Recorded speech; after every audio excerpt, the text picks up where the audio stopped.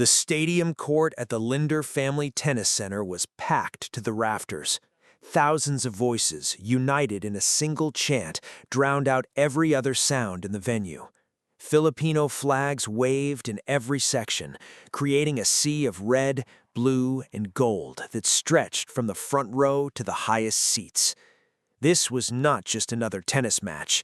This was a coronation.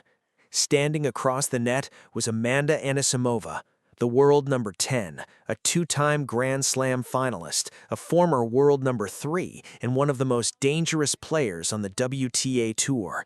And standing on the other side was Alexandra Eala, the 21-year-old Filipina sensation who had already beaten 9 top 10 players in her young career. The crowd knew what was coming. The tennis world knew what was coming. And when the final point was played, when Eala raised her arms in victory, the stadium erupted in a celebration that shook Cincinnati to its core. The giant killer had struck again, and this time she had just sent a message to the entire WTA Tour. The Eala era is here, and it is unstoppable. Before we talk about the stunning victory over Anisimova, we need to understand how Alexandra Eala arrived at this moment. The Filipina sensation had been on an absolute tear throughout the North American hardcourt swing. She had won her first WTA Tour title at the Mubadala DC Open in Washington, defeating world number 3 Jessica Pegula in the final in come-from-behind fashion, 4-6, 6-4, 6-0.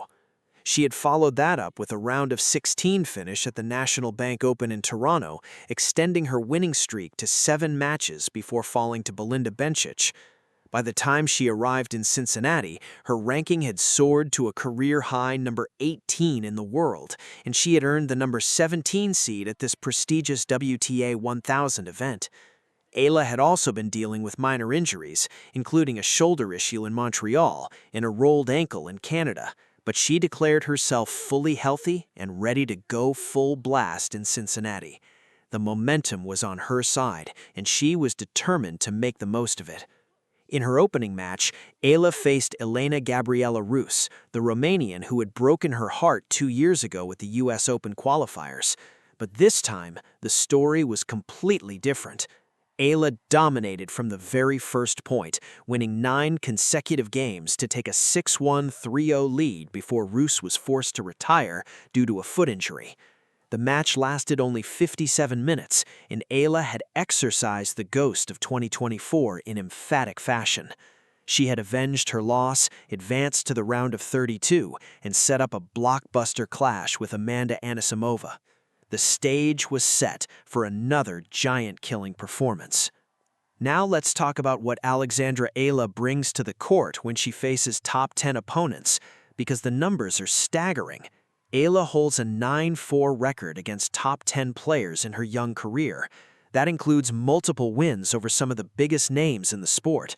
She has beaten Iga Swiatek twice, including a stunning victory at Wimbledon, where she defeated the defending champion. She has beaten Elina Svitolina twice. She has scored wins over Madison Keys, Jasmine Paolini, Coco Gauff, Elena Rybakina, and Jessica Pegula. The list of victims is a who's who of women's tennis, and Eala has shown no fear against any of them. What makes Eala so dangerous against top-tier opponents is her unique playing style. Her relatively weak serve, which was once seen as a liability, has now become a weapon. Top players like Iga Swiatek and Jessica Pegula have struggled to time her serve because of its lack of pace and the variations she has added with more spin and depth. Being a left-hander, her serve away from the backhand is also harder to negotiate. Her return game and ground strokes have never been in question, and her resilience on court is legendary. Craig Ruzetsky, the former US Open finalist, summed it up perfectly when he said, "She competes, she fights, she's so mentally tough that it doesn't matter who's in her way. You've got to play great tennis to beat her, and I see her only going one direction, and that's up." Anisimova herself acknowledged the challenge she was facing. The 24-year-old American, who has 4 WTA titles, 2 Grand Slam finals appearances, and a career-high ranking of number 3, knew exactly what she was up against. In her post-match interview after defeating Zeynep Sonmez, Anisimova said, "She's been having such an incredible season, an incredible year, a very great player with a lot of fans, so I'm really looking forward to that."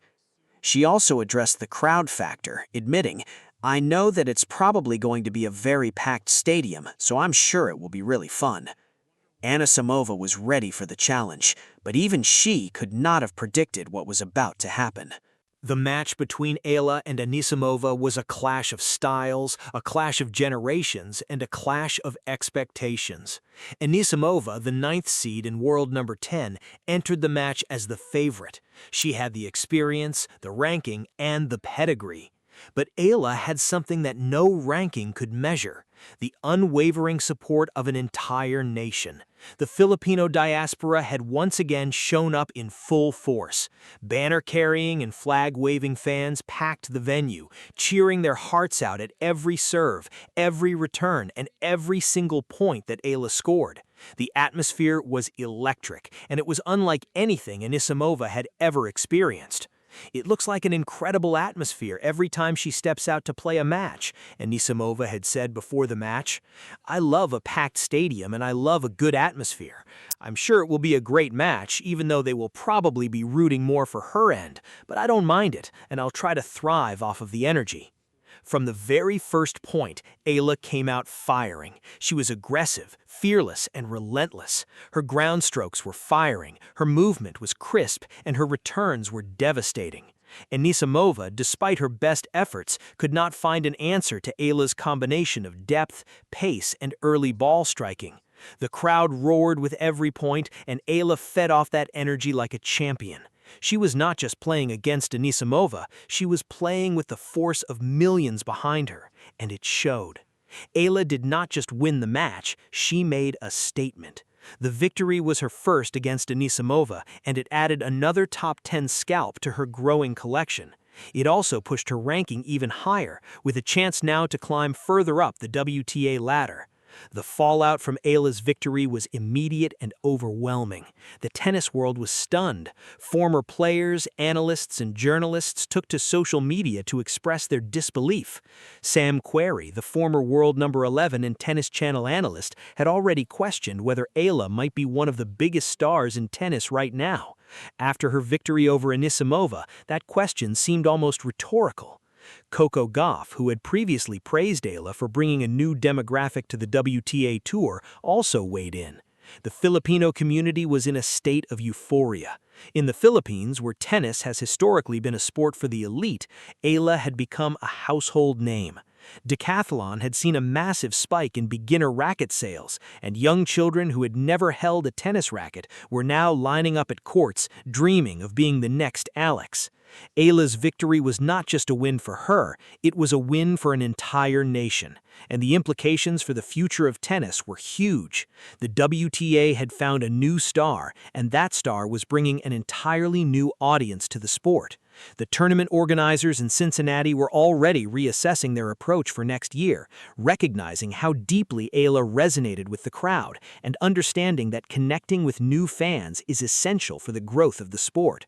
For Eala, the victory over Anisimova set up a potential clash with either world number 8 and Wimbledon champion Linda Noskova or world number 42 Clara Tauson in the round of 16. A victory there would earn her $81,752, or roughly 5 million pesos. But the money was not the motivation. Eala was playing for something bigger. She was playing for her country, her family, and her legacy. When the final point was played, when Alexandra Eala struck that winning shot, and Anisimova could only watch it fly past, the stadium erupted in a celebration that will be remembered for years. The Filipino flags waved, the chants echoed, and Eala dropped to her knees, overwhelmed by the moment. She had done it. She had beaten another top 10 player. She had advanced deeper into the tournament. And she had sent a message to the entire WTA Tour that she was here to stay. Eala, who had already won 11 of her last 13 matches, continued to prove that she belonged among the best in the world. She had improved her record on North American hard courts to 8-1, and she showed no signs of slowing down. The Eala era had arrived, and it was more powerful than anyone had ever expected. What is next for Eala? The possibilities are endless. A top 10 ranking by the end of the year is now a distant possibility, and a few more strong results could even see her gatecrash the WTA Finals party. The US Open is just around the corner, and Eala is ready to make her mark on the biggest stage of all. For Eala, this victory was just another chapter in a story that is far from over. She has said that every match is a learning experience, and she is just counting her blessings and taking the lessons from every match. She knows that the pressure will continue to build, but she is ready for it. Because Alexandra Eala is not just a tennis player, she is a movement. She is a symbol of hope for an entire nation, and she is the future of the sport. The tennis world has been stunned, but they are watching, and they know that the best is yet to come.